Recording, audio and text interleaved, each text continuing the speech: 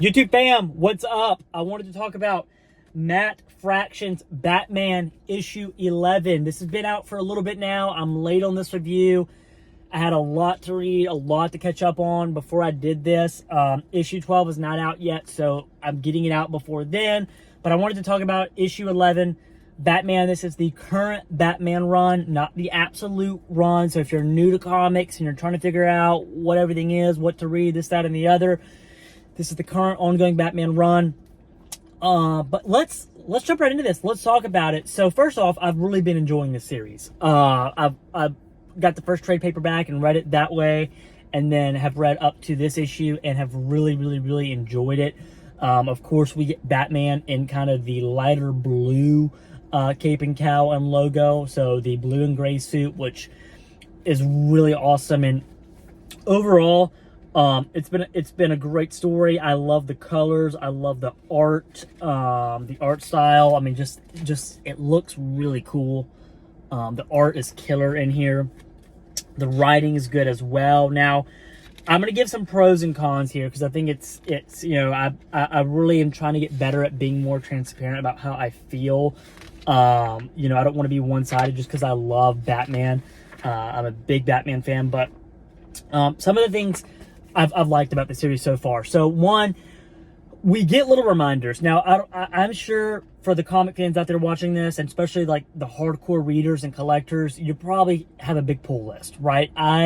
For me, my pull list is not that big, but it just 5 to 10 issues can feel big, right? Especially when you're waiting a month in between issues. You're going to kind of forget what happened sometimes with some of the series, right? And you need like a little refresher.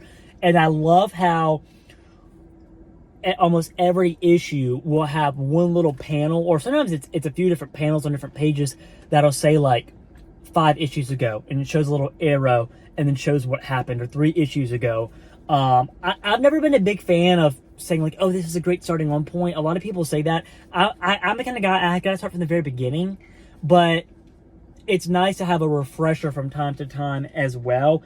And I really enjoy how they do that in here. I want to see if I could show you guys what I'm talking about. So like for right here, you'll see it says 9 issues ago, and it gives you a little refresher, because I'll be honest, I don't remember what happened 9 issues ago. That's how much I'm reading, right? So I love how they do that. Now, the flip side to that is there's a lot going on. And maybe that's why they did that, to try to combat that. There's quite a bit of like, I wouldn't say side stories, because everything kind of relates and is going in one direction, which is nice. But there's you know, you have Batman stuff going on. You have some Damian stuff going on. You have Bruce and Dr. Zeller, I think is how you like pronounce her name, going on. You know, of course you have Gordon and my mind's blanking, but Gordon and the other cop going on, right? You have Minotaur, who we don't see in this issue. You got him going on. If you don't know what I'm talking about, he's just like another villain that was a big deal in some other issues. You know, you have this group of villains going on. Like there's quite a bit going on. That's not a bad thing, right? It's fun storytelling. It's just sometimes it can be a little bit to keep up with. Like it's almost like, and again, as I mentioned earlier, I read this in trade paperback form, so it's like, wow, I felt like I got to this point so quick. Like, I don't even remember what happened, but I think that's what happens when you just read it really quickly.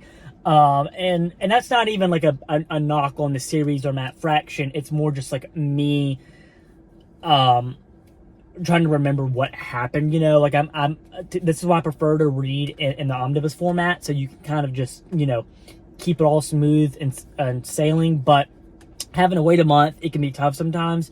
But yeah, let's talk about this issue specifically. So, you know, in this issue, we, you know, essentially we kind of find out that there are, you know, some killings going on. There was an assassin hired to take out Bruce, and she essentially failed, and now they're not going to pay her, this group of criminals. And essentially Batman kind of confronts her in this and is essentially like, hey, like, you know, if you go after Dr. Zeller, she's safe, you have to go through me. And That's all dandy and whatnot. And then he has a cool fight scene with her, and then essentially we jump right into the issue ending, again, spoiler alert, with a new Alfred. And it's like, it's essentially Alfred's like great niece. She kind of appears out of nowhere and is going to be their new you know, like, what do you call it, person that takes care of their house, their new butler, I guess. But I associate the word butler with like a more like man or masculine. I wonder if there's like a female word for that. But anywho, yeah, like she's like the new butler for like the Wayne Manor, and so that's where we kind of leave off. So I feel like that kind of came out of nowhere. Maybe I missed somewhere down the line that they were like mentioned that already, or that she was going to come, but it kind of was just like oh, she's here now out of nowhere. Interesting. But yeah, overall, great issue. I think it's an issue that is setting up for kind of the next arc or the next, you know, phase of issues that we're going to get. So I'm excited for that. But overall, nothing super crazy in this issue. I think more just setting up for the future. But if you like Batman, if you like high energy, you know, beautiful art, good storytelling, and just, I think, a good flow, I highly recommend the current Batman run by Matt Fraction. That's my talk of the day for issue 11. Peace, YouTube.